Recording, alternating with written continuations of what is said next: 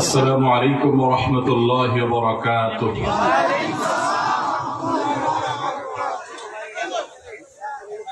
আপনারা সবাই ভালো আছেন? মাশাআল্লাহ মাশাআল্লাহ, আলহামদুলিল্লাহ। ক্যামেরাম্যান ভাইরা তাড়াতাড়ি বসে যাও, একটু দ্রুত বসে যাও, ভাইদের ডিস্টার্ব করিও না।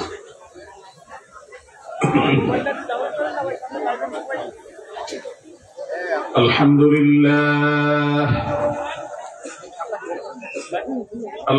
لله نحمده ونستعينه ونستغفره ونؤمن به ونتوكل عليه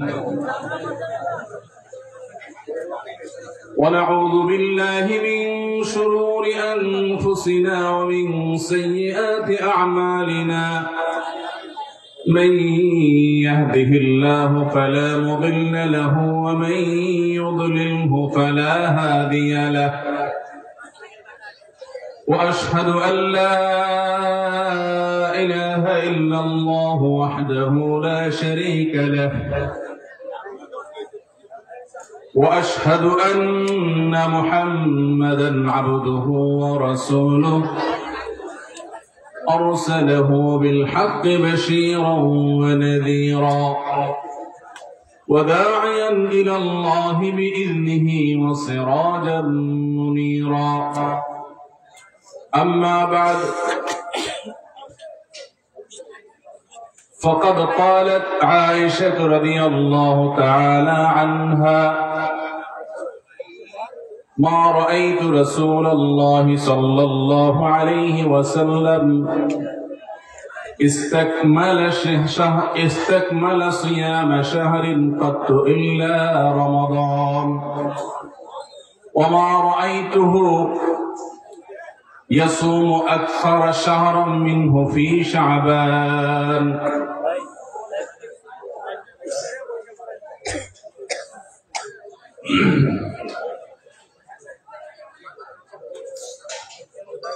ঐতিহ্যবাহী দাউদকান্দির গোয়ালমারি চৌধুরী বাড়ি কমপ্লেক্স এবং হাফিজিয়া ফুরকানিয়া দারুন নাজাত মহিলা মাদ্রাসার উদ্যোগে আয়োজিত আজকের এই বার্ষিক ওয়াজ ও দোয়া মাহফিলের সম্মানিত সভাপতি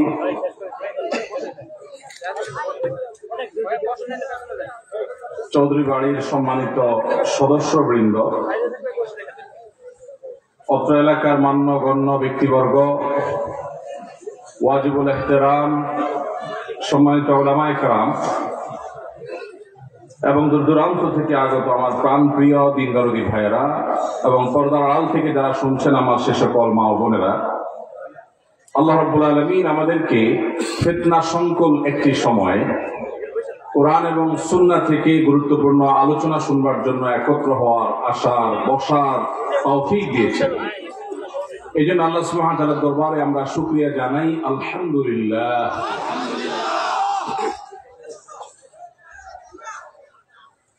চৌধুরী বাড়ির নানামুখী দ্বীনি আয়োজন এটি এই গোয়ালমারি এলাকার মানুষের কাছে সর্বজন বিদিত। ঐতিহ্যগতভাবে বংশ পরম্পরা তারা ঈদগাহ, ওয়াজ মাহফিল পরিচালনা এবং দ্বীনি শিক্ষা প্রতিষ্ঠান গড়ে তোলার যে নজির স্থাপন করেছেন, আল্লাহ তাআলা যাদেরকে এদেশে অর্থ, সামর্থ্য, তৌফিক এবং সামাজিক অবস্থান দিয়েছেন, এবারের লোকেরা যেভাবে দ্বীনি আয়োজনের মধ্য দিয়ে আল্লাহর সেই নিয়ামতের শুকরিয়া জ্ঞাপন করছেন, অন্যান্যদের জন্য সেখানে শিক্ষার বিশাল বড় উপাদান রয়েছে। আমরা দোয়া করি আল্লাহ তাআলা যাদেরকে তৌফিক দিয়েছেন, যাদেরকে আল্লাহ তাআলা সুযোগ দিয়েছেন, অর্থ দিয়েছেন, প্রতিপত্তি দিয়েছেন, প্রভাব দিয়েছেন, শক্তি সামর্থ্য দিয়েছেন, তারা যেন তাদের সেই সব বিষয়গুলোকে ঠিক তাদের মতো আল্লাহর দ্বীনের জন্য অকাতরে খরচ করার তৌফিক দান করবেন, আমিন। প্রিয় ভাইরা আমার, আপনারা যারা গোয়ালমারী এলাকাবাসী আছেন, এখানে আমার তরুণ বন্ধুরা আছেন, যুবক ভাইরা আছেন, মুরব্বীরা আছেন, আপনাদের প্রতি আমি উদাত্ত আহ্বান রাখতে চাই। এখানে যে মাদ্রাসা গড়ে উঠেছে,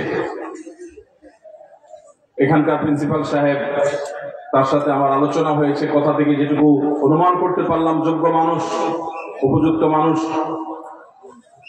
আপনাদের জন্য এটা অনেক বড় সৌভাগ্যের বিষয় যে আপনারা আপনাদের এলাকাতে মানসম্মত ছেলেদের এবং মেয়েদের জন্য আলাদা আলাদা দ্বীনি শিক্ষা প্রতিষ্ঠান পেয়েছেন। আমি আপনাদের প্রতি উদাত্ত আহ্বান রাখতে চাই যে চৌধুরী বাড়ির লোকেরা যদি একজনও দুনিয়াতে না বেঁচে থাকেন, আল্লাহ ওনাদেরকে হায়াত দারাজ করুক, বেঁচে থাকুক, আমরা দোয়া করি। যদি ওনারা কোনো কালে কেউই এলাকাতে নাও থাকেন, তাহলে কি এগুলা বন্ধ হয়ে যাবে নাকি আপনারা হাল ধরবেন? হাল ধরবেন আপনারা ইনশাআল্লাহ। আল্লাহ রাব্বুল আলামিন এই যে নিয়ামত, সেই নিয়ামতগুলোর কদর করার তৌফিক দান করুন। এই জন্য দ্বীনি শিক্ষা প্রতিষ্ঠানের কল্যাণে, এটার পরিচালনায়, এটার সার্বিক তত্ত্বাবধানে আপনাদেরকে, বিশেষ করে আমি তরুণদেরকে বলছি যে আপনাদের মেধা, শ্রম, বুদ্ধি, বিবেক, আল্লাহর দেওয়া সমস্ত শক্তি সামর্থ্যকে এই দ্বীনি শিক্ষা প্রতিষ্ঠানের পেছনে ব্যয় করতে হবে। রাজি আছেন তো সবাই ইনশাআল্লাহ? অতএব আর কিছু না পারে মাদ্রাসার কল্যাণকামী হবে না, ঠিক আছে না ইনশাআল্লাহ? আজকে আমরা 6টি ছেলেকে পাগড়ি পরালাম। এই ছেলেগুলো তাদের বক্ষে 30 পারা কোরআন ধারণ করেছে। বাংলাদেশের মানুষ গর্ব করার মতো বিশ্বের অন্যান্য দেশের সাথে তাল মিলিয়ে আমাদের তেমন বেশি কিছু নাই। একটা জায়গা আছে আমাদের অনেক বড় গর্ব করার, আল্লাহর শুকরিয়া জানাবার। সেটা হলো এই দেশের কোন প্রকার সরকারি সাহায্য সহযোগিতা ছাড়া আপামর সাধারণ মানুষের স্বতঃস্ফূর্ত দানে চলা হিফজখানাগুলো থেকে বিশ্বের সেই সকল হিফজ প্রতিষ্ঠানগুলোর সাথে কম্পিটিশন করে সব সময় চ্যাম্পিয়ন বা রানার আপ বা ভালো ভালো পুরস্কারের মুকুটগুলো যারা নিয়ে আসছে, বাংলাদেশের গৌরব, বাংলাদেশের মুখকে যারা উজ্জ্বল করছে।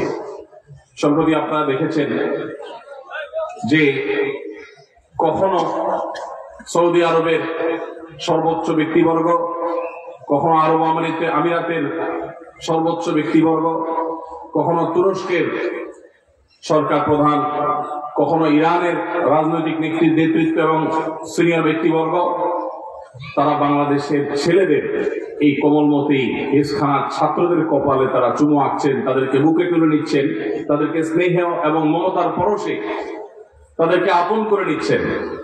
বাংলাদেশের অন্য এমন কোন সেক্টর আছে যেই সেক্টরের কারণে বাংলাদেশের মানুষকে গোটা বিশ্বের মানুষ 10, 20, 30, 50 এমনকি 100টি দেশের সাথে কম্পিটিশন করে চ্যাম্পিয়নের মুকুট অনবরত বছরে 1বার 2বার করে এনে দেয়? এটা হিফজখানাগুলো ছাড়া, হিফজ প্রতিষ্ঠান ছাড়া, এদেশের হাফেজ ছাত্ররা ছাড়া অন্য কোন সেক্টরে কেউ আজও পর্যন্ত আনতে পারে না।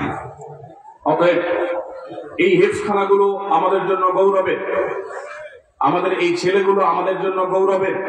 এরা আমাদের আখিরাতের নাজাতের উসিলা যেমন হবে ইনশাআল্লাহ, দুনিয়াতেও এরা আমাদের মুখ উজ্জ্বল হওয়ার কারণ।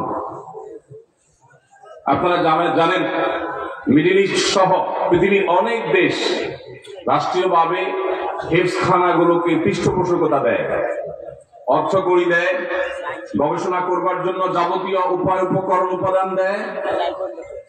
এত কিছুর পরও সেই সমস্ত দেশকে প্রায় প্রতি বছরই কোনো না কোনো ছেলেরা আমাদের কম্পিটিশনে হারিয়ে তারা চ্যাম্পিয়নের মুকুট নিয়ে আসে, ছিনিয়ে আনে।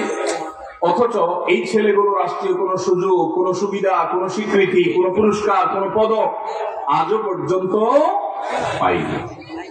ভাইরা আমার, এদেশের মানুষ ধর্মপ্রাণ। মুসলমানরা, হিন্দুরা, খ্রিস্টানরা কিংবা বৌদ্ধরা, যেই কোনো ধর্মের মানুষ এদেশে বসবাস করে, সবাই যার যার আপন ধর্মে ধর্মপ্রাণ।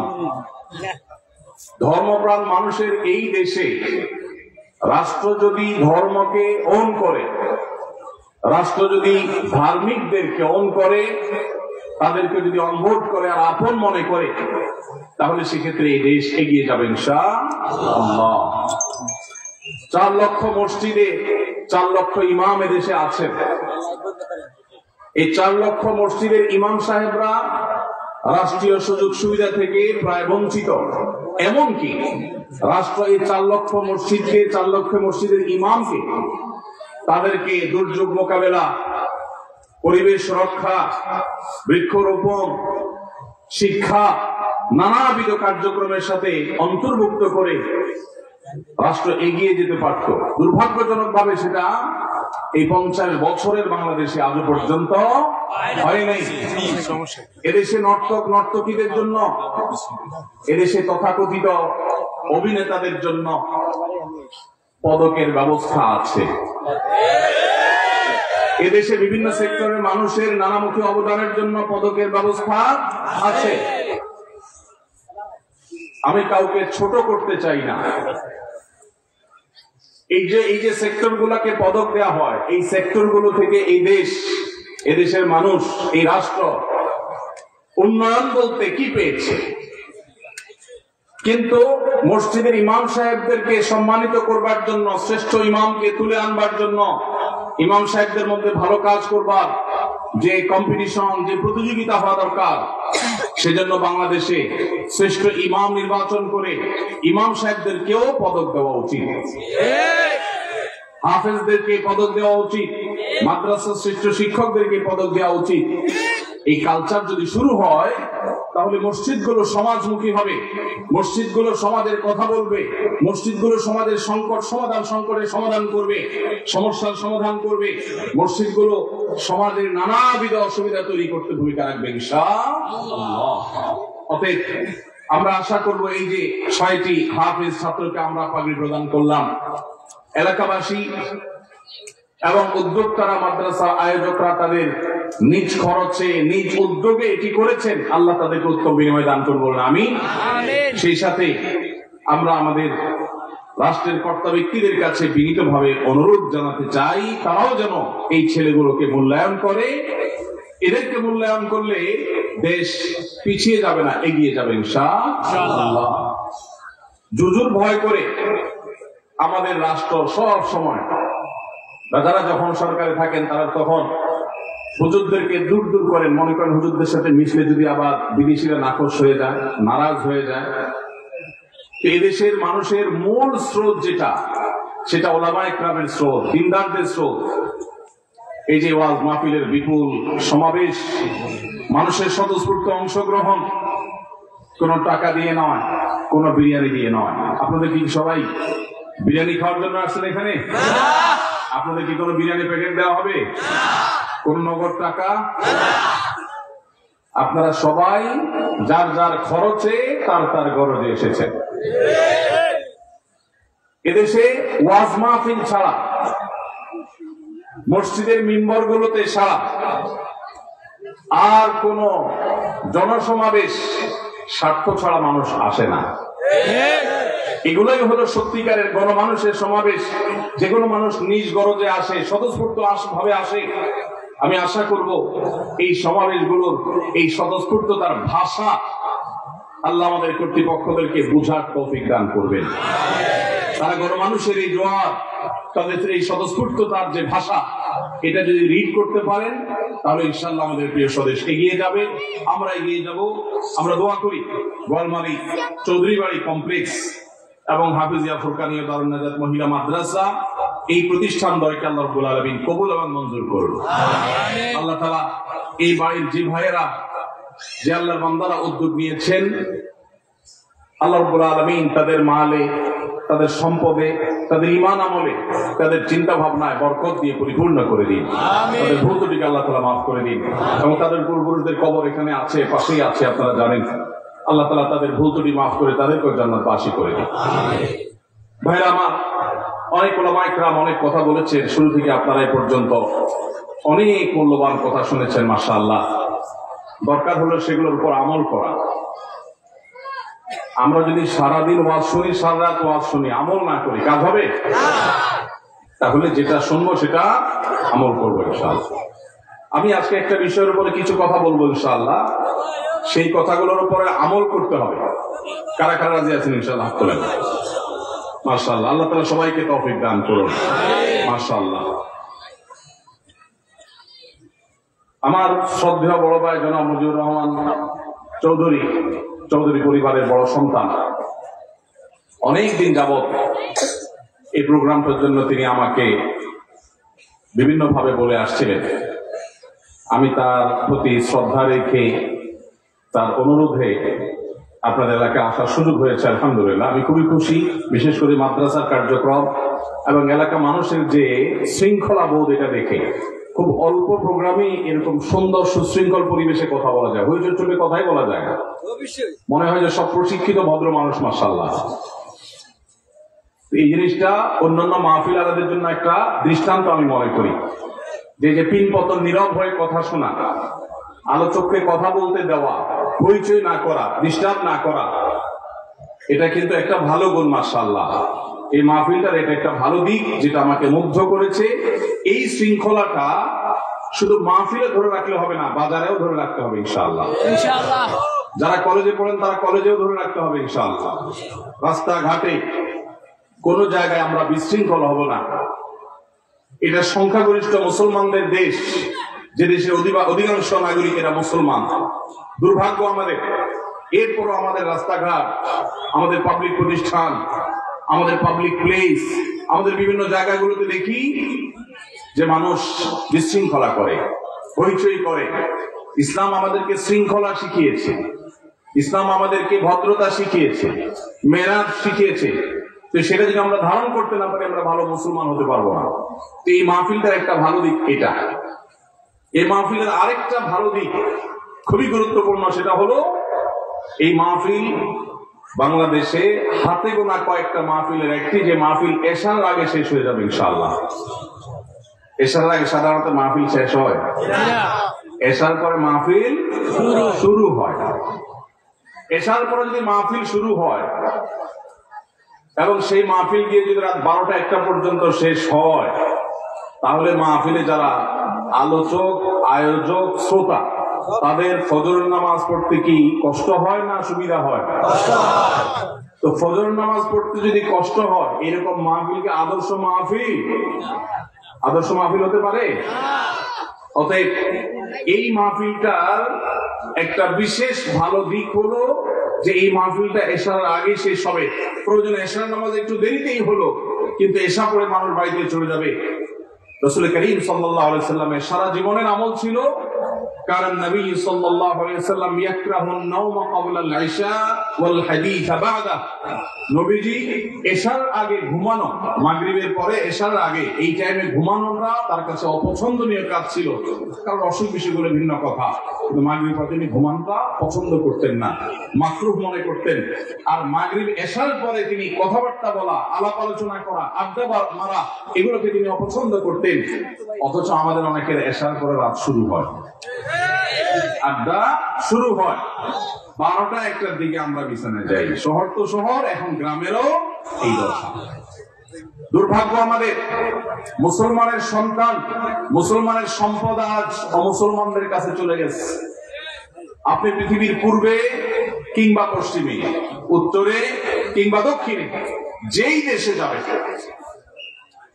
যে সমস্ত দেশগুলো জ্ঞান বিজ্ঞানে, শিল্প কলকারখানায়, বিভিন্ন সেক্টরে উন্নতি করেছে, সেই সব দেশের মানুষদের দেখবেন তারা সন্ধ্যার পর রাতে তাড়াতাড়ি ঘুমিয়ে পড়ে, আবার ভোরে উঠে কাজ শুরু করে। আর আমরা যারা মুসলমান, আমাদের নবীজি যে শিক্ষা আমাদেরকে দিয়ে গেছেন সেটা তারা ধারণ করছে, অথচ আমরা উল্টাটা করছি। রাতে দেরিতে ঘুমাই, আবার সকালে দেরিতে উঠি। এই বদভ্যাস ছাড়া যাবে তো ইনশাআল্লাহ? এই মাহফিল আপনাদেরকে একটা সুস্পষ্ট বার্তা দিচ্ছে। আমি আমার বড় ভাইকে রিকোয়েস্ট করেছিলাম যে আমি এশার আগে আলোচনা শেষ করব। সাধারণত আয়োজকরা কথা শুনতে চায় না, মানতে চায় না। আলহামদুলিল্লাহ, তিনি খুব সুন্দরভাবে এটাকে গ্রহণ করেছেন। আলহামদুলিল্লাহ, যে এশার মাগরিবের পরে তো মানুষের কোনো অভাব নেই। তাহলে আমরা রাত 12টা-1টা পর্যন্ত যদি মাহফিল করি, অনেক সময় দেখা যাবে পরীক্ষার্থীদের পরীক্ষা আছে, স্কুলগামী বাচ্চাদের পড়ালেখা আছে, অন্য ধর্মাবলম্বী ভাই বোনদের কষ্ট হয়। মাহফিলের মাইকের আওয়াজে যদি অন্য মানুষদের কষ্ট হয়, ডিস্টার্ব হয়, এটা কি দ্বীনের প্রচার হয় না বদনাম হয়? কি বলেন, দ্বীনের প্রচার হয় না দুর্নাম হয়? ভাইরা আমার, এই জন্য মাহফিল হতে হবে আদর্শ মাহফিল। যে মাহফিলে সুন্নাত চর্চা নাই, সে মাহফিল থেকে হেদায়েত আশা করা যায় না। আপনারা যারা বিভিন্ন মাহফিলের সাথে ইনভলভ আছেন, বিভিন্ন মাহফিল আয়োজনের সাথে সম্পৃক্ত আছেন, আমি বিনীতভাবে অনুরোধ করতে চাই, গভীর রাত পর্যন্ত মাহফিলের এই সংস্কৃতি আমাদের বন্ধ করতে হবে। এটা কোনো সুন্নাহ সম্মত সংস্কৃতি হতে পারে না। এবং মাহফিলের মাইক দূর দূরান্ত পর্যন্ত যদি লাগানো হয়, গভীর রাত পর্যন্ত যদি বাজানো হয়, তাহলে সেক্ষেত্রে অনেক মানুষ আছেন হার্টের রোগী, তাদের অনেক কষ্ট হয়। অসুস্থ মানুষ বিকট আওয়াজ তারা সহ্য করতে পারে না, তাদের কষ্ট হয়। শহরে বিশেষ করে ঢাকা, চট্টগ্রাম, বড় বড় শহরগুলোতে বিশেষ করে গভীর রাত পর্যন্ত হাই ভলিউম দিয়ে মাইক বাজিয়ে ওয়াজ মাহফিল করা, এটা কোন কোন ক্ষেত্রে দ্বীনের প্রচারের চাইতে বদনাম বেশি হচ্ছে, দ্বীনের লাভের চাইতে ক্ষতি বেশি হচ্ছে। ধর্মীয় কাজ, এই জন্য মানুষ ভয়ে কিছু বলতে পারে না, কিন্তু মনে মনে বীতশ্রদ্ধ হয়। আপনি মানুষকে দ্বীনের প্রতি আহ্বান করছেন না, দ্বীন থেকে আর দূরে ফেলে দিচ্ছেন। এই জন্য মাহফিল আয়োজনের ক্ষেত্রে আমাদেরকে দায়িত্বশীলতার পরিচয় দিতে হবে। আল্লাহ আমাদেরকে তৌফিক দান করুন। কিন্তু এই মাহফিলের দুইটা সমালোচনার দিক আছে, আমি কি সেটা বলতে পারি? না শুধু পাম্পটি দেব? শুধু পাম্পটি দিলে হবে? সম আলোচনা থাকতে হবে, ভালো মন্দ দুইটারই আলোচনা থাকতে হবে, তাহলে সামনে আপনারা সেটা সংশোধন করতে পারবেন। এই দুইটার মধ্যে এক নম্বর হলো, বক্তাকে অনেক দূর থেকে রিসিভ করে সামনে 50টা মোটরসাইকেল বাঁশি বাজাইতে বাজাইতে, হুইসেল দিতে দিতে, রাস্তাঘাট বন্ধ করতে করতে আসা, এটা আমার খুব অপছন্দনীয় একটা কাজ। এই কাজটা আজকে আপনারা করছেন, আপনারা নাখোশ হইতেছেন, যাতে ভবিষ্যতে এটা না করেন সেজন্য বলতেছেন, না হলে নাও বলতে পারতাম। আর এটা চৌধুরী সাহেবদের পার্সোনালি বলতে পারতাম না, কিন্তু এটা চৌধুরী সাহেবদের কাজ না, তো এটা কাজ আপনাদের, এই জন্য আপনাদের বলা। আমাদের যুবক ভাইরা আপনারা অতি উৎসাহী, ভাইরাল হুজুরের সাথে একটু ছবি তুললাম, তাহলে এটা কি আল্লাহর জন্য হলো না দুনিয়ার ধান্দা হলো? এটা থেকে সওয়াব আশা করা যায় না গুনাহ আশা করা যায়? দুনিয়ার ধান্দা যদি এই কাজ করেন, রাস্তাঘাটে মানুষের চলাচল বন্ধ করে দেন, এটা কখনো ভালো কাজ হতে পারে না। কয়দিন আগে কসবায় এক প্রোগ্রামে এরকম অনেকগুলো মোটরসাইকেল সামনে, তো আমি আমার ড্রাইভার সাহেবকে বললাম, খুব কৌশলে এদেরকে অ্যাভয়েড করে পাশ কেটে চলে যাও। পরে আমার ড্রাইভার সাহেব খুবই সচেতন ভাবে, খুবই সচেতনতার সাথে কৌশলে তিনি তাদের পাশ কেটে চলে গেছেন। তারা পিছনে নাড়াতাড়ি দিচ্ছে তো দিচ্ছেই, আমরা চলে গেছি বহুত আগে। এইখানে চৌধুরী সাহেবের সম্মানার্থে ওই কাজ আমি করি নাই। কিন্তু আপনারা যুবক ভাইরা বিভিন্ন মাহফিলে এইভাবে এই যে ওলামা একরামকে আপনারা করণ দিয়ে নিয়ে যান, এটা আলেমদেরকে মহব্বত করেই হয়তো অনেকে করেন, অনেকে হয়তো দ্বীনের জন্য বা আলেমদের প্রতি ভালোবাসা থেকেই করেন, কিন্তু এটাতে মানুষের স্বাভাবিক চলাচল ব্যাঘাত হয় না? হয় না? এই স্বাভাবিক চলাচল যদি ব্যাঘাত হয়, তাহলে সেক্ষেত্রে সেটা কখনো ভালো কাজ হতে পারে না। আমরা অনেকে এগুলো করি, দ্বীনি কাজ, ধর্মের কাজ, ইসলামের কাজ, মানুষ হয়তো আপনাকে কিচ্ছু বলছে না, একজনের তাড়াতাড়ি যাওয়া দরকার, একটা অ্যাম্বুলেন্স হয়তো রুগী আছে, আপনি আপনার মেহমানরে স্বাগতম জানাবেন, আপনার ঘরে আয়না ভালো করে স্বাগতম জানাবেন, কিন্তু পাবলিক প্লেসে মানুষের রাস্তা চলাচল বন্ধ করে আপনি স্বাগতম জানালে এটা কখনো গ্রহণযোগ্য হতে পারে না। কিন্তু মাহফিল গুলোতে কিছু যুবক ছেলেপেলেরা আছে, তারা নাচর বান্ধা, না না আমরা হুজুরে আনবোই আনবো, হুজুরে আনবোই আনবো। এই যে হুজুরের প্রতি অতিভক্তি, এই অতিভক্তি কখনো ভালো হতে পারে না। এক এলাকার একজন পীর সাহেব ছিলেন, এই পীর সাহেব তার নদীর দুই পাশে মুরিদ ছিল, উত্তর পাড়ে দক্ষিণ পাড়ে, দোনো পাড়ে মুরিদ ছিল। উত্তর পাড়ার মুরিদ এবং দক্ষিণ পাড়ার মুরিদ, তারা পীর সাহেবের জীবদ্দশা বিতর্কে লিপ্ত হলো যে পীর সাহেব হুজুর মারা গেলে কবরটা কি তোমাদের এখানে হবে নাকি আমাদের এখানে হবে, এটা নিয়ে গন্ডগোল দেখা দিল। উত্তর পাড়ার লোকেরা বলছে অবশ্যই উত্তর পাড়ে হইতে হবে, দক্ষিণ পাড়ার লোকেরা বলছে অসম্ভব, এখানেই হইতে হবে কবর। এটা নিয়ে যখন গন্ডগোল দেখা দিচ্ছে, তখন এবার উত্তর পাড়ার লোকেরা তারা দেখলো যে আমরা তো একটু দুর্বল, হুজুর মরলে কবরটা তো আমরা পাবো না, এখানে বরকত তো পাবো না। এই জন্য ওরা রাতে হুজুরকে ধরে এনে মেরে কবর দিয়ে দিচ্ছে। এই ভক্তি কি ভালো না খারাপ? এখন হুজুরের ভক্তি করতে গিয়ে যদি আপনি মানুষের ক্ষতি করেন, রাস্তাঘাটে চলাচলে ব্যাঘাত সৃষ্টি করেন, আপনারা তো অল্প একটু দিচ্ছেন। কক্সবাজার দিয়ে গেলে দেখা যায় 10 কিলোমিটার 20 কিলোমিটার থেকে 200 মোটরসাইকেল নিয়ে করতেছে। রাজনৈতিক নেতাদের এগুলোর দরকার হয়, আলহামদুলিল্লাহ আলেমদের এগুলোর প্রয়োজন হয় না। আলেমদেরকে মানুষ দিলের গভীর থেকে ভালোবাসে, ভয়ের চোটে ভালো। এদেশে সালাম বেশি প্রায় 2 শ্রেণীর মানুষ, হুজুররা পায় আর রাজনৈতিক নেতারা পায়। রাজনৈতিক নেতাদেরকে অনেক ক্ষেত্রে সালাম দেয় ভয়ে, আর হুজুরদেরকে সালাম দেয় হলো শ্রদ্ধা এবং ভালোবাসা। অতএব উলামায়ে কেরামের শ্রদ্ধা এবং ভালোবাসা, এই সমস্ত লোক দেখানো কাজ করার দরকার নাই। আমরা অন্তঃস্থল থেকে তাদেরকে গভীরভাবে ভালোবাসা দেবো ইনশাআল্লাহ। দ্বিতীয় যে জিনিসটি খারাপ লেগেছে সেটা হলো, আমি কাছাকাছি আসার সময় আমি খেয়াল করলাম কোন একজন আলোচক আলোচনা করছে। সে আলোচকের আলোচনা বন্ধ করে দিয়ে তাকে বিষয় করে দিচ্ছে। আলেম কোরআন এবং হাদিস থেকে যখন কথা বলবেন, কোরআন হাদিসের কথার চাইতে কি আরেক আলেমকে অভ্যর্থনা দেওয়াটা বেশি গুরুত্বপূর্ণ হতে পারে? কোন আলেমের গুণগান কি আল্লাহর গুণগানের চাইতে বড় হতে পারে? তাহলে আল্লাহর গুণগান চলছে, সেটা বন্ধ করে দিয়ে আলেমের গুণগান করে না, আলেমকে তাকবীর দেয়। সে আলেম যদি আমি নিজেও হই, যতই পাম্পুটে দেয় আমি খুশি হব না। বুঝে আসছে? আজান যেহেতু হচ্ছে, আমরা একটু আজানের জবাব দিই। আজানের জবাব দেওয়া জানা আছে তো? মুয়াজ্জিন যা যা বলে সাথে সাথে বলতে হবে। এই যে আজানটা কাছাকাছি, এখান থেকে শোনা যাচ্ছে আল্লাহু আকবার, আল্লাহু আকবার, আল্লাহু আকবার, আল্লাহু আকবার। আশহাদু আল্লা ইলাহা ইল্লাল্লাহ,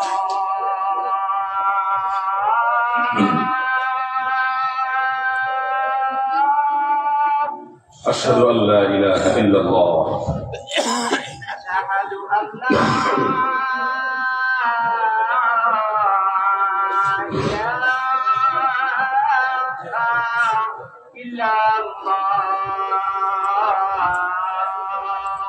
أشهد أن لا إله إلا الله، أشهد أن محمدا رسول الله،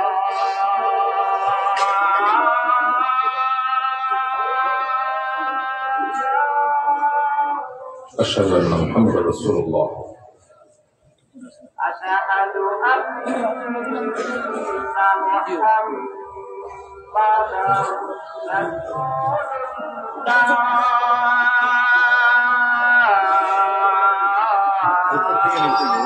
أشهد أن محمدا رسول الله، حي على الصلاة،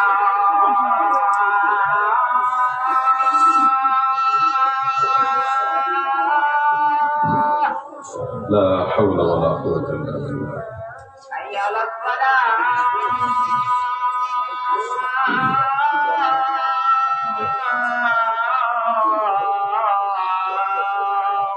لا حول ولا قوة إلا بالله، حي على الفلاح،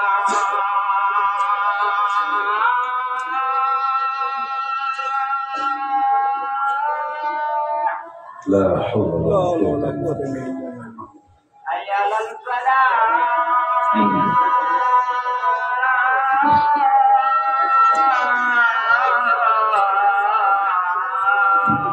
لا حول ولا قوة إلا بالله،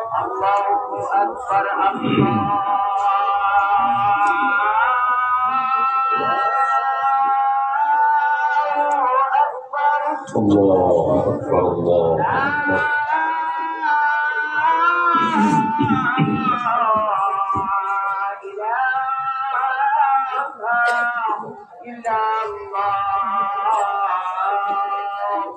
لا إله إلا الله.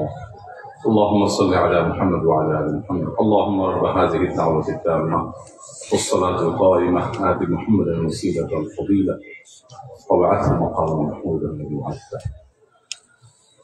ভাইরা আমার, আমরা আজানের জবাব দিলাম। আগে থেকে আজানের জবাব দেওয়ার নিয়ম কারা কারা জানেন একটু হাত তোলেন। সবাই জানে না, তাহলে তার ওয়াজ টাজ দরকার নেই। এলাকায় এত জান্নাওয়ালা মানুষ থাকলে আর ওয়াজ দরকার। মাগরিবের আজান হয়েছে তো আজকে, তাই না? এলাকায় কারা কারা মাগরিবের আজানের জবাব দিচ্ছেন? ওয়াজ মাহফিলে মজলিসে বসে আছেন কিন্তু, জানে শুনে হাত তুলেন কিন্তু। কারা কারা মাগরিবের আজানের জবাব দিয়েছেন তারা হাত তোলেন শুধু। মাশাআল্লাহ, 10-15টা 20টা হাত মাত্র, মাশাআল্লাহ, হাত নামান। তাহলে আজান দেওয়া, আজানের জবাব দিতে হয় এটা সবাই জানেন, কিন্তু আমলের বেলায় মাত্র অল্প কয়েকটা হাত উঠছে। এটা কি ভালো না খারাপ? তাহলে যেটা জানি সেটা আমল করতে হবে। তাহলে আর ওয়াজ করে আমি কি লাভ হবে? আমি তো ওয়াজ করে ধুয়ে দেবো, আপনার আমল করবেন না, তাই লাভ হবে কি? আমল করবেন ইনশাআল্লাহ। ওয়াজ যদি কাজে না লাগে সে ওয়াজ করার তো কোনো যুক্তি নেই, সময় নষ্ট। মাহফিল থেকে কিছু নিয়ে যেতে হবে, কিছু নিয়ে যেতে হবে কি হবে না? মাহফিল থেকে কি নিয়ে যাবেন? গুড় বাদাম? তো কি নিবেন? কোরআন হাদিসের ইলম নিয়ে যাবেন, এবং আগে থেকে নিয়ত করবেন কোন হুজুরের বক্তব্য থেকে কি শুনেছি। আমার হাতে সময় নাই, না হলে আমি মাগরিবের পরে কি শুনছেন, আসরের পরে কি শুনছেন, কোন হুজুরের বক্তব্য থেকে কি শুনছেন, কি শুনে কি নিয়ত করছেন, এগুলো সব আমি কালেকশন করতাম, এগুলো আমি সার্ভে করতাম, জানার চেষ্টা করতাম। এটা আমি ভিন্ন মাহফিলে করার চেষ্টা করি। কারণ ওয়াজ শুনতে শুনতে রাত 12টা পর্যন্ত একেবারে আপনি কাত হয়ে চিত হয়ে গেছেন, আমলে বেলা ঠনঠন, কোনো পরিবর্তন নাই। এই ওয়াজ শোনার কোনো লাভ আছে? কোনো লাভ নেই। এই যে আমরা আজানের জবাব দিলাম, নবী করিম সাল্লাল্লাহু আলাইহি সাল্লাম বলেছেন, যে ব্যক্তি আজানের জবাব দেয় ওই ব্যক্তিকে আল্লাহ রাব্বুল আলামিন মুয়াজ্জিন আজান দিয়ে যে পরিমাণ সওয়াব পায়, আজানের জবাব দিলে আল্লাহ তাআলা তাকেও সেই পরিমাণ সওয়াব দান করবেন। মুয়াজ্জিনের সওয়াব সম্পর্কে ধারণা আছে, আইডিয়া আছে? আল্লাহু আকবার। ইমামতি মর্যাদাপূর্ণ কাজ, কিন্তু সওয়াবের বিচার যদি করেন, আজানের এত বিপুল পরিমাণ সওয়াব আছে যে আজানের মর্যাদা যদি আমরা জানতাম, মহল্লাগুলোতে মুয়াজ্জিন নিয়োগ দেওয়া লাগতো না। এলাকাবাসী কামড়া কামড়ি করে, নিজেরা কম্পিটিশন করে তারা আজান দেওয়ার চেষ্টা করতো মসজিদে। ভাইরা আমার, মুয়াজ্জিন যখন আজান দেন, মুয়াজ্জিনের আজান শুনে যত মানুষ নামাজ পড়তে আসে, সবাই যার যার নামাজের সওয়াব তো পাবেই। মুয়াজ্জিন সাহেব তার আজান শুনে যেহেতু সবাই আসছে, তার ডাক শুনে যেহেতু আসছে, তার আহ্বানে যেহেতু আসছে, এই জন্য যত মানুষ তার আজান শুনে নামাজ পড়েছে তাদের সবার সমপরিমাণ সওয়াব আল্লাহ তাআলা মুয়াজ্জিন সাহেবকে দান করেন। দুনিয়াতে মুয়াজ্জিন সাহেবের দাম আপনার কাছে 5000 টাকা হইতে পারে, কিয়ামতের ময়দানে মুয়াজ্জিন সাহেবের দাম অনেক বেশি। আপনি দুনিয়ার মিলিয়নিয়ার বিলিয়নিয়ার হতে পারেন, আখিরাতের বিলিয়নিয়ার হবে সমস্ত মুয়াজ্জিন সাহেবরা। তো মুয়াজ্জিন সাহেবদের সওয়াবের দৌড়ে যদি তাদেরকে ধরতে চান বা তাদের পিছে থাকতে চান, তাহলে আপনাকে নিয়মিত আজানের জবাব দিতে হবে। আজানের জবাব কিভাবে দিবেন? কুলু মিসলা মা ইয়াকুলুল মুআজ্জিন। সহিহ মুসলিমে নবী করিম সাল্লাল্লাহু আলাইহি ওয়াসাল্লাম আজানের জবাব দেওয়া শিখিয়েছেন। কিভাবে আজানের জবাব দিবেন? আজানের জবাব দেওয়া দুই ভাবে, এক হলো মৌখিক ভাবে আর এক হলো আচরণিক ভাবে। আচরণগত ভাবে কিভাবে? মুয়াজ্জিন বলেছে হাইয়া আলাস সালাহ, সালাতের দিকে আসো, আপনি সব কাজ কাম ফেলে সালাতে চলে গেলেন। এটা হলো আসল জবাব আজানের, এটা হলো আচরণগত জবাব, আমলি জবাব। আর মৌখিক জবাব কোনটা? মুয়াজ্জিন যা যা বলে আপনিও তা তা বলবেন। মুয়াজ্জিন আল্লাহু আকবার বলে শেষ করলে আপনি আল্লাহু আকবার বলবেন। মুয়াজ্জিন আশহাদু আল্লা ইলাহা ইল্লাল্লাহ বলে শেষ করলে আপনিও আশহাদু আল্লা ইলাহা ইল্লাল্লাহ বলবেন। মুয়াজ্জিন যখন আশহাদু আন্না মুহাম্মাদুর রাসূলুল্লাহ বলবে, আপনি তখন কি বলবেন? সাল্লাল্লাহু আলাইহি ওয়াসাল্লাম। একবার বলতে সাল্লাল্লাহু আলাইহি ওয়াসাল্লাম। আপনারা এটাতে কারা কারা ভোট দেন? হাত তোলেন। নাই, ভোট নাই এটার পক্ষে। আচ্ছা, তাহলে এবার কথা শুনুন, মনোযোগ দিয়ে শুনুন। মুয়াজ্জিন যখন আশহাদু আন্না মুহাম্মাদুর রাসূলুল্লাহ বলে, তখন আমরা আশহাদু আন্না মুহাম্মাদুর রাসূলুল্লাহই বলবো।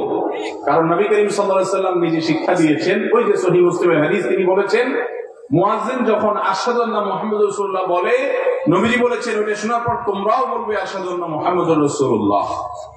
তাহলে আজানের জবাব দিতে নবী করিম সাল্লাল্লাহু আলাইহি ওয়াসাল্লাম যেভাবে শিখিয়েছেন সেভাবে দেব নাকি মন মতো দেব? মন মতো দিলে কি সওয়াব হবে? এখন প্রশ্ন হলো, নবীজির নাম শুনছি দুরূদ পড়বো না?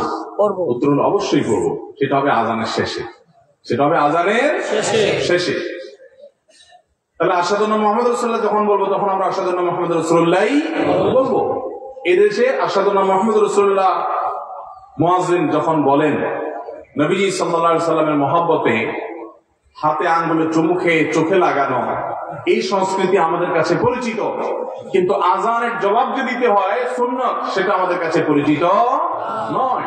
যেটা নবীজি করতে বলেছেন সেটা আমরা জানি না, যেটা নবীজি করতে নির্দেশ করছেন বলে কোনো প্রমাণ নাই সেটা আমরা সবাই জানি। এই জন্য সঠিকটা আমাদের জানতে হবে এবং আমল করতে হবে। আজানের জবাবে হাইয়া আলাস সালাহ হাইয়া আলাল ফালাহ যখন বলবে তখন শুধুমাত্র বলতে হবে কি লা হাওলা ওয়ালা কুওয়াতা ইল্লা বিল্লাহ। লা হাওলা কথা কেন বলতে হয়, এর রহস্য আছে। রহস্য হলো মুয়াজ্জিন যখন বলে হাইয়া আলাস সালাহ, তোমরা সালাতের দিকে আসো, নামাজের দিকে আসো, মুয়াজ্জিন যখন বলে হাইয়া আলাল ফালাহ, তোমরা সফলতার দিকে আসো, তখন আমরা বলি লা হাওলা ওয়ালা কুওয়াতা ইল্লা বিল্লাহ, যার অর্থ হলো কোন ভালো কাজ করার ক্ষমতা, কোন মন্দ কাজ থেকে বেঁচে থাকার ক্ষমতা আল্লাহ তৌফিক না দিলে কারো হয় না। এই জন্য আমি নামাজে যাওয়ার নিয়ত করলাম, ভালো কাজ যাওয়ার নিয়ত করলাম, কিন্তু সেই সাথে এই বাক্য উচ্চারণ করার মধ্য দিয়ে আল্লাহর যে একচ্ছত্র ক্ষমতা সেটা স্বীকৃতি দিলাম এবং প্রকারান্তরে আল্লাহর কাছে সাহায্য চাইলাম যে আল্লাহ তৌফিক দিন আমি যাব নামাজ। এই জন্য হাইয়া আলাস সালাহ হাইয়া আলাল ফালাহ বলার সময় লা হাওলা ওয়ালা কুওয়াতা ইল্লা বিল্লাহ করতে হয়। এরপর আল্লাহু আকবার লা ইলাহা ইল্লাল্লাহ বলার সময় আবার যা আছে তা আল্লাহু আকবার লা ইলাহা ইল্লাল্লাহ, এইভাবে আজানের জবাব দিতে হয়। আজ থেকে আজানের জবাব দেব তো ইনশাআল্লাহ। এখন প্রশ্ন হলো, এক এলাকায় এই যে অনেকগুলো আজান চলছে, আমরা কয়টার জবাব দেব? এই যে আমরা আজকে কোনটার জবাব দিলাম? সবচেয়ে কাছে যেটা আমি শুনতে পাইলাম, সবচেয়ে নিকটবর্তী যেটা আমি শুনতে পাইলাম এটা দিলাম। এখন এটা দিয়ে শেষ করার পর যে আরেকটা শুরু হয়, যদি সময় থাকে সুযোগ থাকে ওইটারও জবাব দিলেন, আর সুযোগ না থাকলে নাই, আপনার এলাকারটা কাছেরটা আপনি জবাব দিলেন। আজ থেকে আমলটা করবেন তো ইনশাআল্লাহ। কারা কারা সত্যি করার নিয়ত করছেন হাত তোলেন। আল্লাহ আপনি সব হাতগুলোকে কবুল মঞ্জুর করেন। আল্লাহ আমাদের ভাইদেরকে আমল করার তৌফিক দান করেন, মরণ পর্যন্ত আজানের জবাব দেওয়ার তৌফিক দান করেন। শুধু মুখের জবাব নয়, শারীরিক জবাব, মসজিদে উপস্থিত হয়ে জবাব দেওয়ার তৌফিক দান করেন। মাশাআল্লাহ, এই একটা আমল যদি আজকে জীবনান্তরের সাথে নিয়ে যেতে পারেন ভাই, বাস মাহফিল সাকসেস, আয়োজন সাকসেস। আমার ভাইদের এই প্রচেষ্টা, ঢাকা চিটাগাং থেকে ওনারা আসছেন এলাকাবাসী আপনাদের কল্যাণে, এই মাহফিল থেকে আপনারা চাঁদা তুলে কি ওনাদেরকে দিবেন টাকা পয়সা? কোনো খাওয়াবেন দাওয়াবেন? কোনো কিছুই না। তাহলে এলাকাবাসীর কল্যাণে তারা ঈদগাহ, মসজিদ, মাদ্রাসা, মাহফিল, অন্যান্য আয়োজনগুলো করছেন। আমরা যদি সেগুলো থেকে কিছু গ্রহণ করি তাহলে তাদের আয়োজন সার্থক হবে। আর যদি শুধু কানসুর করে চলে যান, যা বলেন ওয়াজ একটা শুনছি আছে, উল্টে ফেলেছে একেবারে ওয়াজ করে, কি শুনছেন তার কোনো খবর নাই। আর একজন আইল ফেলা যদি বন্ধ না হয়, এ ওয়াজ শুনে লাভ আছে কোনো? যে ওয়াজের পরে আপনার আগের জীবন আর পরের জীবনে কোনো পার্থক্য হয় নাই, সে ওয়াজ ওয়াজ না। সে ওয়াজ শুনে লাভ নাই, সে ওয়াজ করেও লাভ নাই। যে ওয়াজ আপনার ওয়াজের আগের জীবন আর পরের জীবনের ভিতরে পরিবর্তন করে নাই, আজকে মাহফিল থেকে যাওয়ার পরে আপনার ভিতরে যদি কোনো ভাবলেশ না আসে, কোনো পরিবর্তন না আসে, কোনো চেঞ্জ না হয়, তো মনে রাখবেন আপনার এই ওয়াজ শুনে কোনো ফায়দা হবে। চেঞ্জ করার নিয়ত করেছেন তো ইনশাআল্লাহ? হ্যাঁ আমার এই যে দূর দূরান্ত পর্যন্ত মাইক লাগানো, রাস্তায় আলেমদের সামনে গাড়ি বহন নিয়ে, বাইকে বহন নিয়ে আসা, এগুলোর বিরুদ্ধে আমি বললাম। যুবক ভাইরা, এগুলোর মধ্যে আপনাদের জন্য বার্তা আছে। 2-4 জন বন্ধু বান্ধব একসাথে হলেই শুনলে একটু ভাব আসে, আসেনি? 5-6 জন বন্ধু বান্ধব নিয়ে যখন মার্কেটে যান, বাজারে যান, রাস্তা দিয়ে চলাফেরা করেন, কলেজ থেকে আসেন, তখন শরীরে একটা ভাব আসে। আসে এই ভাবের চোটে তখন ভরাকে সরা মনে করে অনেকে। চুন থেকে নুন খসলেই এই বেটাই দিকে আছে না নাই? মাস্তানি করে ছোট লোকে, বিনয়ী হয় বড় লোকে। টাকা পয়সা দিয়ে মানুষ বড় লোক হয় না, বড় লোক হয় আচার আচরণের কাজ কাম দিয়ে। আপনি কি বড় ঘরের মানুষ নাকি ছোট লোক, এটা আপনার আচরণ দ্বারা প্রমাণ হবে। আপনি যদি মাস্তানি মাতবরি করেন, মনে রাখবেন পৃথিবীতে কুকুরের চাইতে বড় মাস্তান কম আছে। কুকুর দেখবেন আপনার মতো 2-4 জন বন্ধু লাগে না, একা একাই হুদাই চিল্লা দেখবে, ঠিক না? ঠিক। আপনার ঠেলার চোখে রিক্সাওয়ালা টিকতে পারে না, গরিব মানুষ টিকতে পারে না, অসহায় মানুষ টিকতে পারে না, গায়ের জোরে একটু দুর্বল হয়েছে বেচারা, চুন থেকে নুন পড়ছে, ডেকে থাপ্পড় দিয়ে বসেন, ঘুষি দিয়া বসেন, গালি দিয়া বসেন। কিয়ামতের ময়দানে এই লোক, আল্লাহর শপথ করে বলি, এই লোক হাজির হয়ে যাবে এবং আপনার এই অপব্যবহার, আপনার এই দুরাচরণের জবাব সেদিন দিতে হবে, বিচার সেদিন হবে। আল্লাহ তাআলা বলেছেন, ওমাই ইয়ামাল মিসকালা যাররাতিন শাররান ইয়ারাহ, যারা পরিমাণ খারাপ কাজ করবেন মুখোমুখি হইতে হবে তার পরিণামে। এজন্য মাহফিল থেকে শিক্ষা নিয়ে যাব যে কোনোদিন কাউকে কষ্ট দেব না ইনশাআল্লাহ, কারোর কষ্টের কারণ হব না ইনশাআল্লাহ, কোনোদিন কারোর কষ্ট দেব না। পারলে উপকার করব, না পারলে চুপ থাকবো। শরীরে ভাব আসলে নিজের মনকে বলবো, এ ভাব দূর হইতে সময় লাগবে না, দূর হইতে সময় লাগবে না। এই জন্য বিনয়ী হয়ে চলবো তো ইনশাআল্লাহ।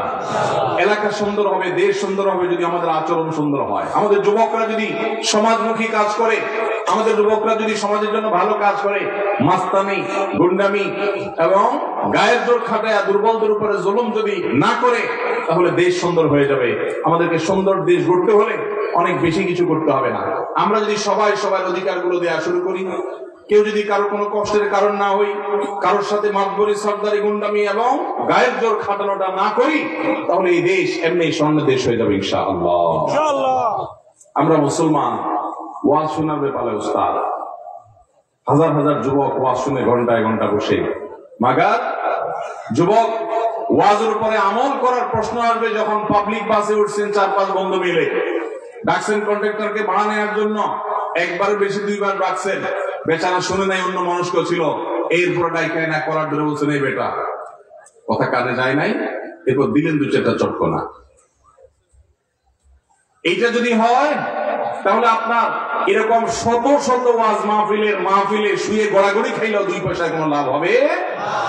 আর যদি এখান থেকে শিক্ষা গ্রহণ করে কোন দুর্বলের উপরে আঘাত করার আগে আপনার হাত থেমে যায়, আপনার মুখ থেমে যায়, আপনার বিবেক সেখানে যদি কাজ করে, অ্যাক্টিভ হয়ে যায়, তাহলে মনে করতে হবে ওয়াজ আপনাকে কাজ ধরেছে, ওয়াজ আপনাকে এফেক্ট করেছে, ওয়াজ আপনাকে সুপথে এনেছে।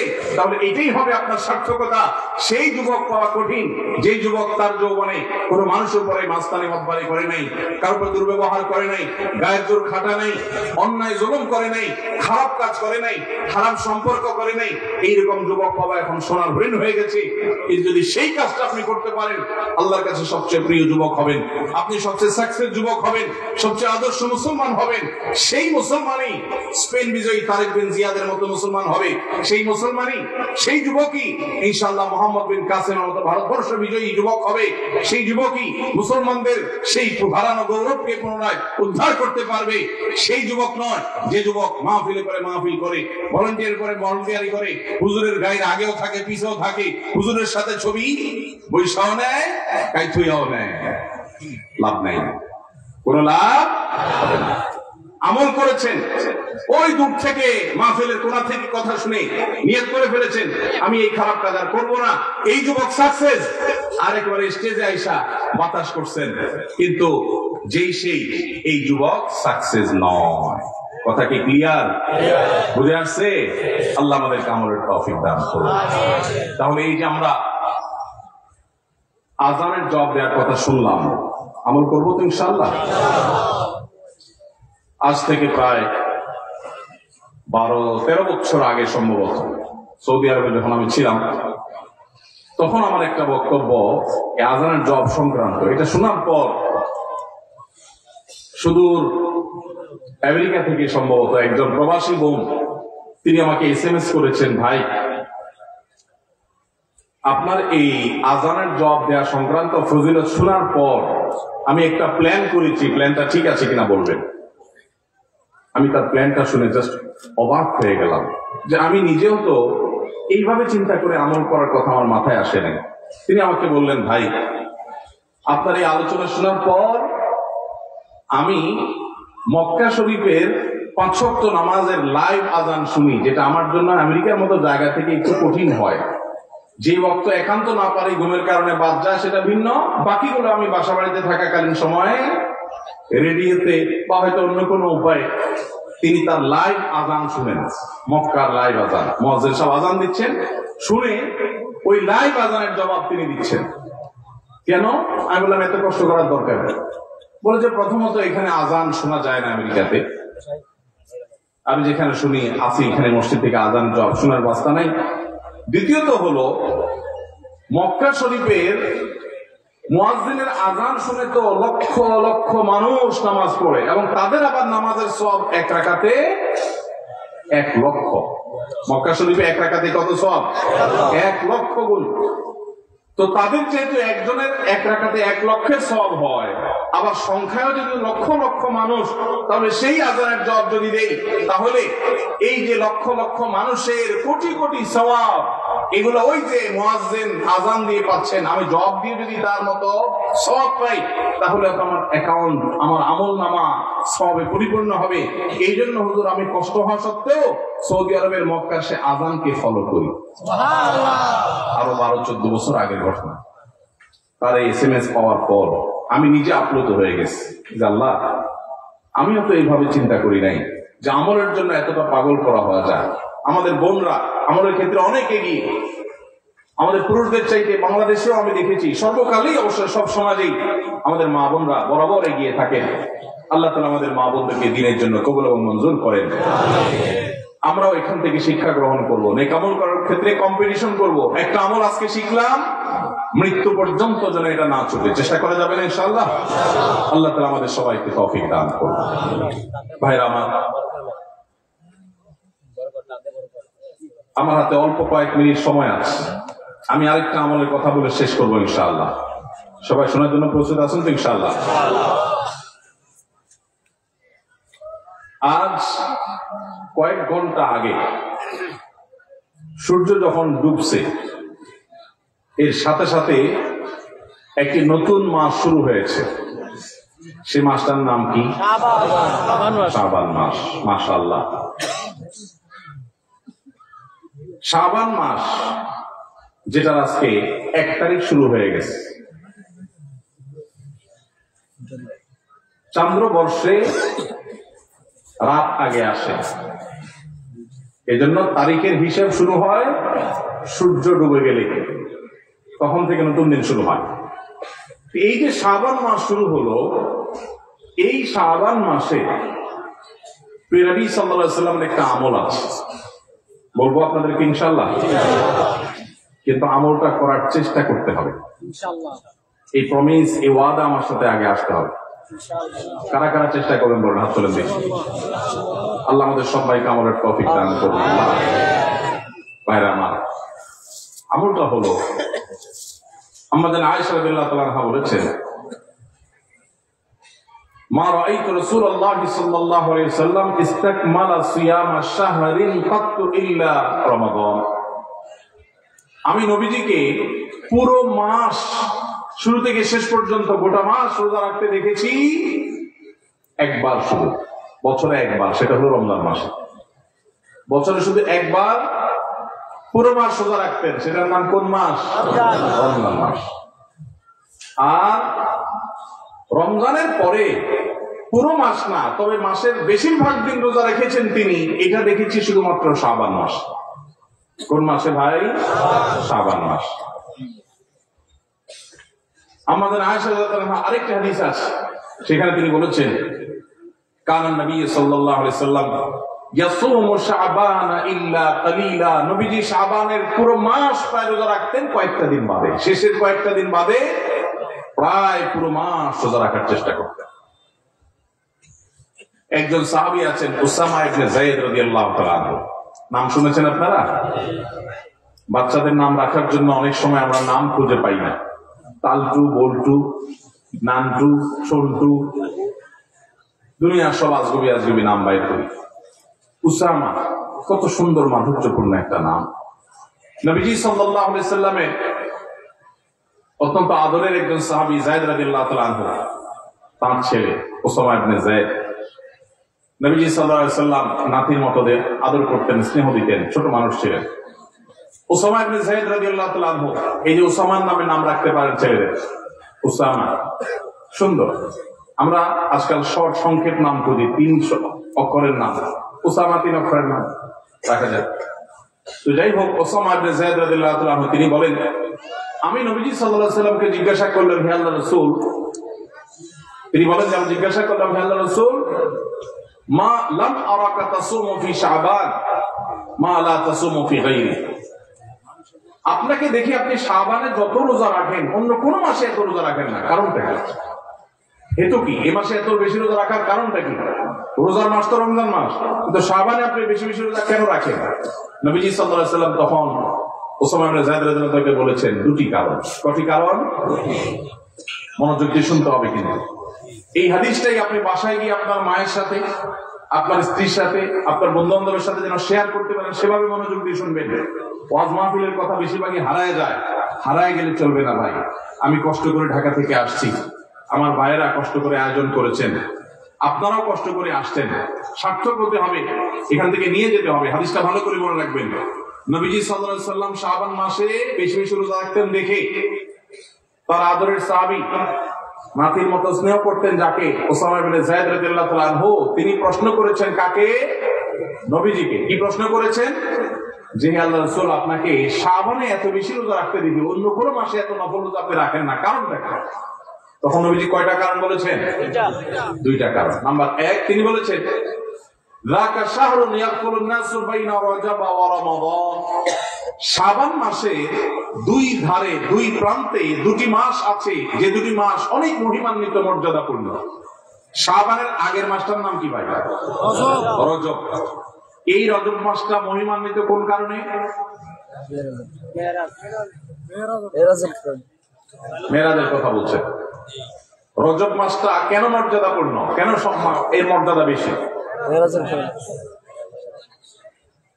দেখেন, এত বড় মাহফিলে দু চারজন মানুষও জান না, দু চারজন মানুষও জবাব দিতে পারেন না, একজন থেকেও আসেন অডিয়েন্স থেকে, স্টেজ থেকে এক ভাই বলেছে। দেখুন, রজব মাসের মর্যাদার কারণ হলো সম্মানিত 4টি মাস আছে। কোরআনে আল্লাহ তাআলা সূরা তাওবায় একাধিকবার এই সম্পর্কে আলোকপাত করেছেন। আল্লাহ বলেছেন ইন্না ইদ্দাতাশ শুহুরি ইনদাল্লাহি 12 শাহরান ফি কিতাবিল্লাহি ইয়াওমা খালাকাস সামাওয়াতি ওয়াল আরদ মিনহা আরবাতুন হুরুম। বছরে 12টি মাসের মধ্যে 4টি মাস আছে সম্মানিত, মর্যাদাপূর্ণ। আল্লাহ এগুলোকে সম্মান দিয়েছেন, বিশেষ মর্যাদার মাস। রমজান তো সবচেয়ে শ্রেষ্ঠ মাস আছেই, রমজানের পরে মর্যাদার বিচারে সম্মানিত মাস কয়টা? এই 4টার মধ্যে নবীজি সাল্লাল্লাহু আলাইহি ওয়াসাল্লাম সহিহ বুখারীতে এই 4 মাসের ব্যাখ্যা বর্ণনা করতে গিয়ে তিনি বলেছেন ফালাকুন মুতাওয়ালিয়া। এই 4টার মধ্যে 3টা হলো ধারাবাহিক, জিলকদ, জিলহজ, মুহররম, আর চতুর্থ মাসটা হলো ওয়ারাজব মুদার আল্লাযী বাইনা জুমাদা শাবান, এই রজব মাসটা। তাহলে রজব মাসটা সম্মানিত 4 মাসের একটা, সেজন্য এই মাসটা মূলত মহিমান্বিত। এই মাসে নবীজি সাল্লাল্লাহু আলাইহি ওয়াসাল্লাম মেরাজ হয়েছে বলে অনেক ইতিহাসবিদগণ বলেছেন, আবার অন্য মাসে হওয়ার কথাও আছে, কিন্তু আসল তাৎপর্যের কারণ হলো রজব মাসটি হলো সম্মানিত 4 মাসের একটা। এটাও আমরা অনেকেই প্রথম শুনলাম জীবনে। যাই হোক, সে বিষয়ে কথা বলা আমার উদ্দেশ্য নয়। তো উদ্দেশ্য হলো যে উসামা ইবনে যায়েদকে নবীজি বলেছেন যে শাবান মাসটা, আগের মাসটা হলো রজব, যেটা সম্মানিত 4 মাসের একটা মর্যাদাপূর্ণ মাস। আবার শাবানের পরের মাসটা কোনটা? রমজান, সেটা হলো বছরের সবচেয়ে সেরা মাস। তো নবীজি বলেছেন দুইটা মর্যাদাপূর্ণ মাসের মধ্যবর্তী শাবান মাসে মানুষ আমল ইবাদত না করে অবহেলায় বেশিরভাগ মানুষ কাটায়। বেশিরভাগ মানুষ অপেক্ষা থাকে রোজা কবে আসবে, তখন কোরআন তেলাওয়াত শুরু করব। রমজান কবে সাত দেখা যাবে রমজানের, তখন নামাজ ধরবো। রমজান কবে শুরু হবে, তখন থেকে আমি তারাবি পড়া ধরবো, ভালো কাজ করা ধরবো। শাবান মাসে মানুষ রমজানের ক্ষণগণনা, দিন গণনা করতে থাকে, অবসর থাকে, অলসতা করে, অবহেলা করে। নবীজি বলেছেন মানুষ যেহেতু অবহেলা করে, এই জন্য এই সময়টাতে আমি বেশি বেশি নফল রোজা রাখি, কারণ যেই সময়টাতে মানুষ অবহেলা করে ওই সময় ইবাদতের আলাদা গুরুত্ব তৈরি হয়। ভোর রাতের সময় সবাই ঘুমায় থাকে, এই জন্য তখন তাহাজ্জুদ পড়লে সওয়াব বেশি।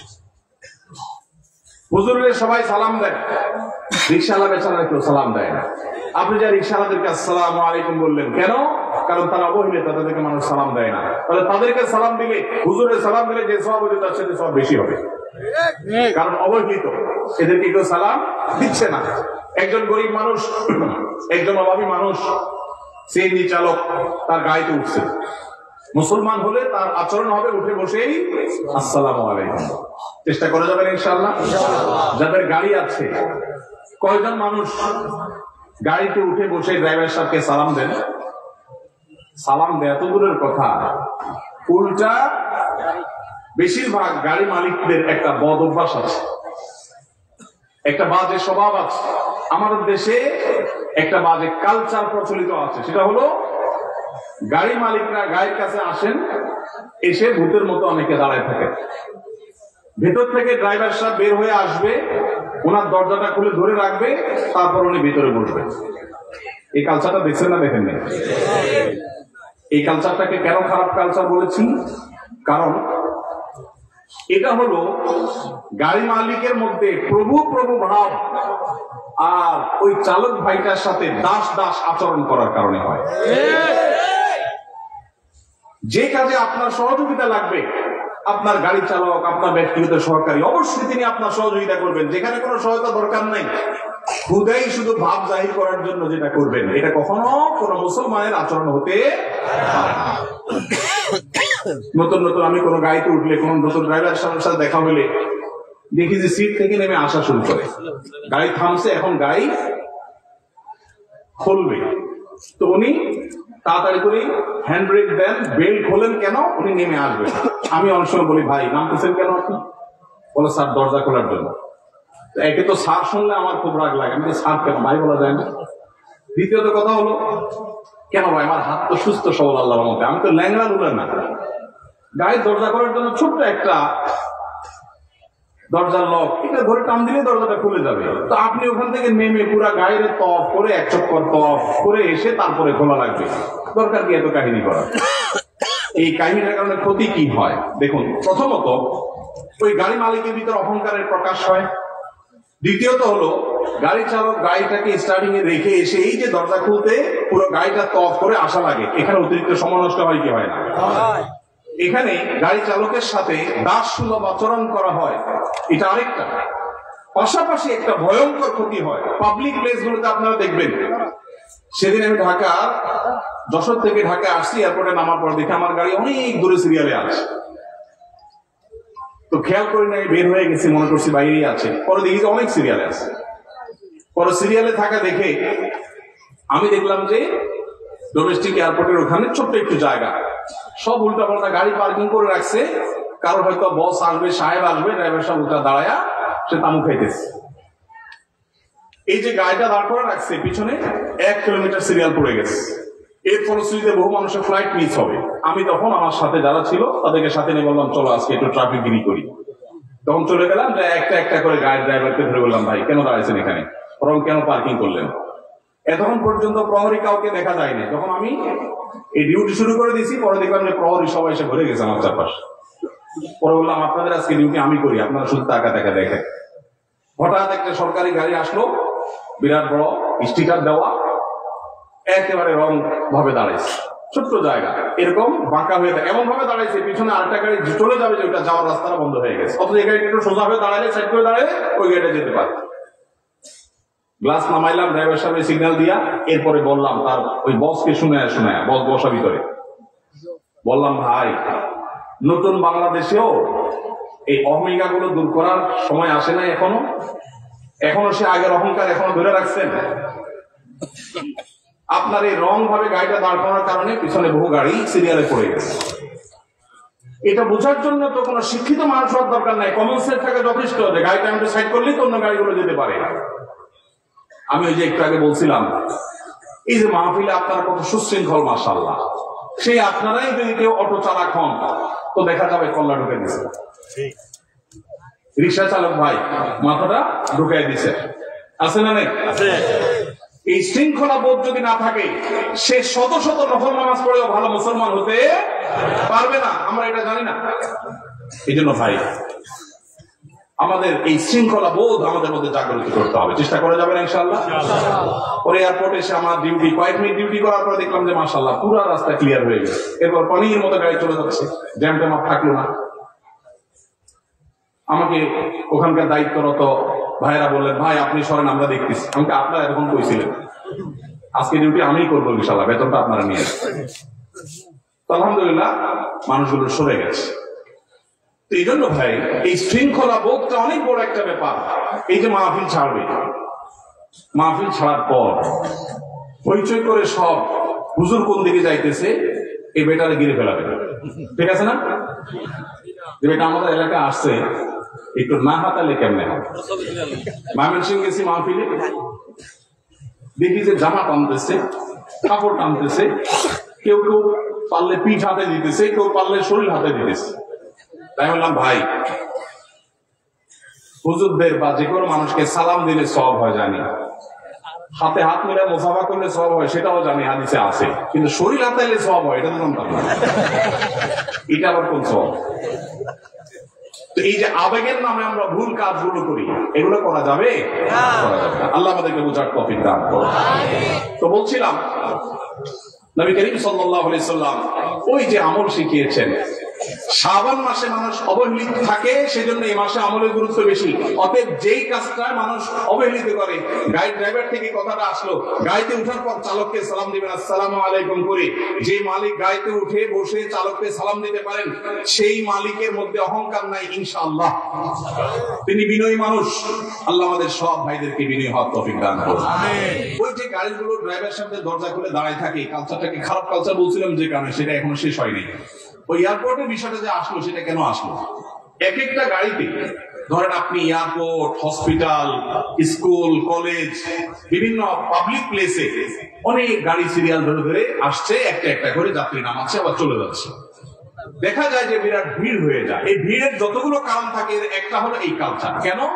কারণ গাড়িটা এসে থামছে, যদি গাড়ি মালিক বা গাড়ির আরোহী তিনি সাথে সাথে ফট করে দরজাটা খুলে নেমে যান, শেষ হয়ে যায়। রং সাইডে নামলে অনেক সময় গাড়ি চালক এসে দরজা খুলতে হয়, কিন্তু যখন বাম সাইডে আপনি নামবেন তখন তো সাইড করা, দুর্ঘটনার কোনো ভয় নাই, তিনি দরজা খুলে নেমে যেতে পারবেন। কিন্তু চালক হ্যান্ড ব্রেক দিয়ে বেলটা খুলে উঠে এসে গাড়িটা টক্কর দিয়ে তারপর দরজাটা খুলে ধরবে, আপনি নামবেন, আবার দরজা আটকাবে, আবার সে তার জায়গায় গিয়ে বসবে, বসে গাড়ি টান দিবে। অতিরিক্ত সময় নষ্ট হয় কি হয় না? নামতে যতটা সময় লাগতো তার চাইতে 3 গুণ সময় অনেক সময় লেগে যায় এই প্রসিডিওর করতে গিয়ে। এটা করতে গিয়ে এক একটা গাড়িতে একজন মানুষকে ড্রপ করতে যদি লাগতো 1 মিনিট, সেটা লাগে 3 মিনিট। তাহলে এভাবে 50টা গাড়ি যদি যাত্রী নামায়, তাহলে 3×50 150 মিনিট নষ্ট হয়। এই 150 মিনিট যদি বেঁচে যেত, তাহলে এই জায়গায় এই জ্যামটা হতো না। আমি কি বুঝাতে পারছি? এই জন্য যাদেরকে আল্লাহ তাআলা গাড়ি দিয়েছেন, আপনারা মনে কষ্ট দিবেন না। আল্লাহর ওয়াস্তে ভাবসাব ধরে ড্রাইভার এসে দরজা খুলে দাঁড়ায় থাকবে, বৃদ্ধের মতো, গোলামের মতো, এই ছোট লোকের অপেক্ষা করবেন না। একটা হলো হাতে জিনিসপত্র আছে, বাচ্চা মানুষ, বৃদ্ধ মানুষ, বা ওরকম মহিলা মানুষ, আস্ত দিব্যি একজন সুস্থ সবল মানুষ, 3 তলা থেকে হন হন করে নামতে নামতে আসেন সিঁড়ি দিয়া, গায়ের কাছে এসে আপনি এখন প্যারালাইসিস হয়ে গেছেন, আপনি এখন দাঁড়ায় রয়েছেন। এটা কোন স্বভাব ভাই? এই সংস্কৃতি, ওই যে গাড়ির মালিক, ওই ভাব দায়ী করতে হবে, এই সংস্কৃতি আমাদের দূর করতে হবে ইনশাআল্লাহ। এই জন্য গাড়ি মালিকদের নিয়ত করতে হবে। আশা করি আমরা এই চেষ্টাটা করবো। তো আমি যেটা বলছিলাম, ড্রাইভাররা তাদেরকে সালাম দেন কিনা, কাজের লোকরা সালাম দেন কিনা, রিক্সা চালককে সালাম দেন কিনা? যদি দেন, তাদেরকে কেউ দেয় না, আপনি দেন, তাহলে অন্য মানুষকে, একজন হুজুরকে সালাম দিয়ে সওয়াব হবে। ওই যে অবহেলিত যাকে কেউ সালাম দেয় না, সেখানে সালামের কালচার যদি আপনি জিন্দা করেন, সওয়াব একটু বেশি হবে ইনশাআল্লাহ। তাহলে এই যে শাবান মাসে নবীজি বেশি বেশি রোজা রাখতেন, কেন? কারণ অবহেলিত মানুষ কেউ এটা করে না, জন্য তিনি বিশেষভাবে এই মাসে নফল রোজা রাখতেন। এই জন্য তার অনুসরণে আমরাও রাখবো। দ্বিতীয় কারণ তিনি বলেছেন কেন তিনি এই মাসে বেশি রোজা রাখেন, ওই যে ওসামা ইবনে যায়েদ রাদিয়াল্লাহু আনহু 2টা কারণ বলেছেন। এর মধ্যে একটা হলো শাবান মাসটাতে মানুষ অবহেলিতা করে, আমল ইবাদত একটু কম করে, কারণ রমজান আসবে আসবে বলে অপেক্ষা করে, সেজন্য তিনি এই মাসে বেশি বেশি আমল করেন, কারণ অবহেলার টাইমের আমলের গুরুত্ব একটু বেশি। দ্বিতীয় কারণ হলো তিনি বলেছেন যাকা শাহরুন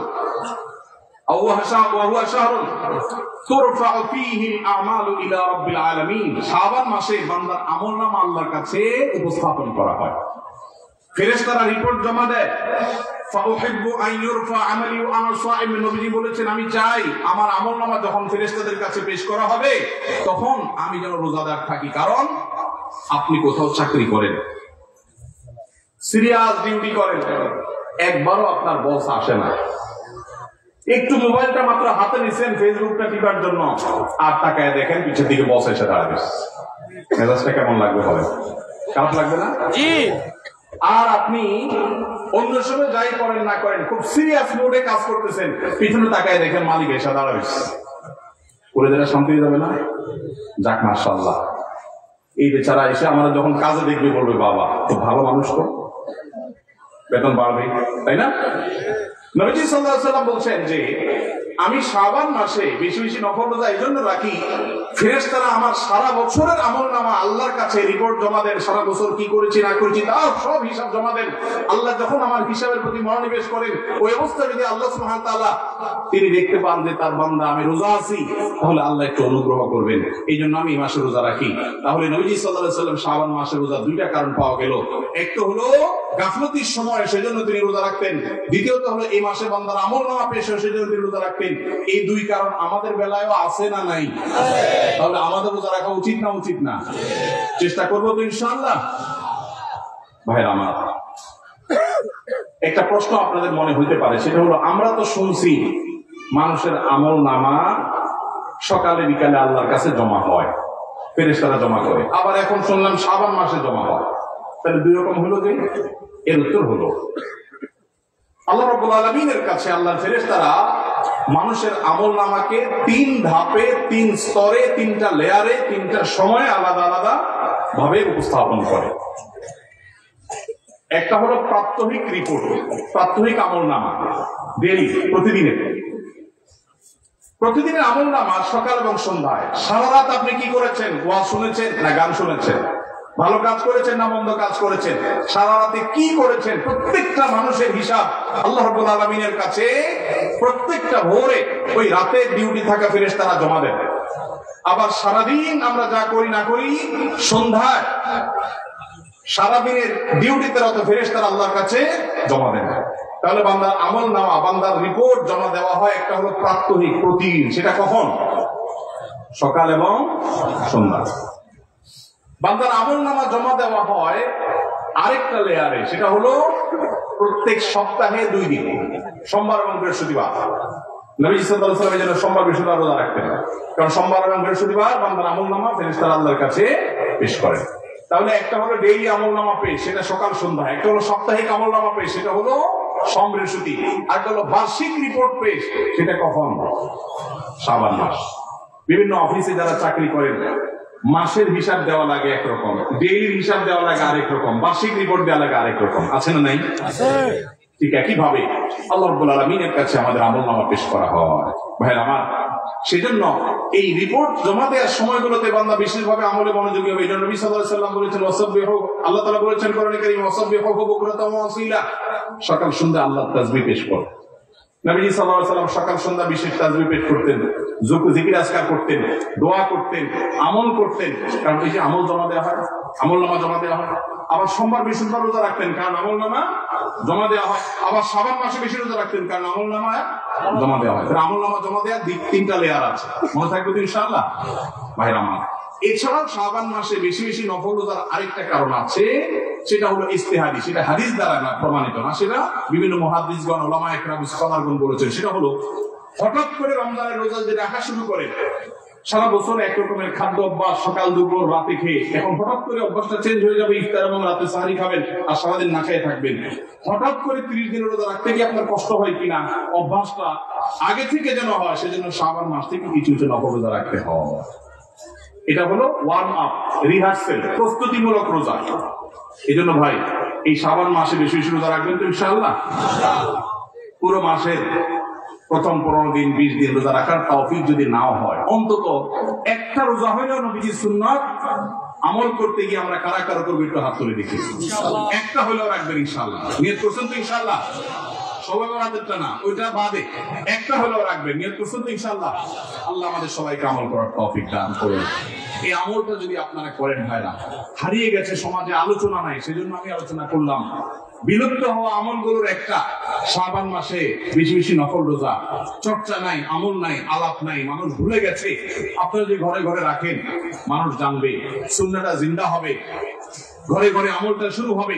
আপনি অন্য মানুষকে বলবেন একই কথা, তাকে উদ্বুদ্ধ করবেন, তাহলে নবী সাল্লাল্লাহু আলাইহি ওয়াসাল্লামের ওই হাদিসের ফজিলত পাবেন।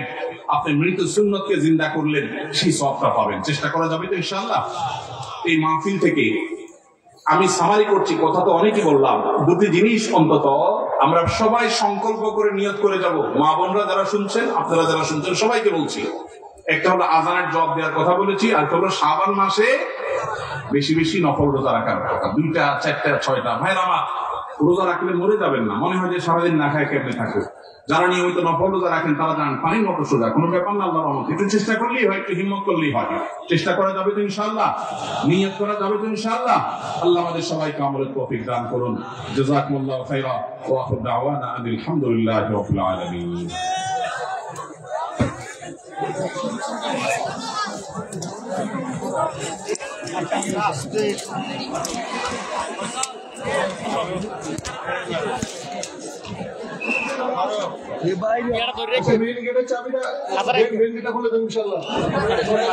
এখনই আজান হবে।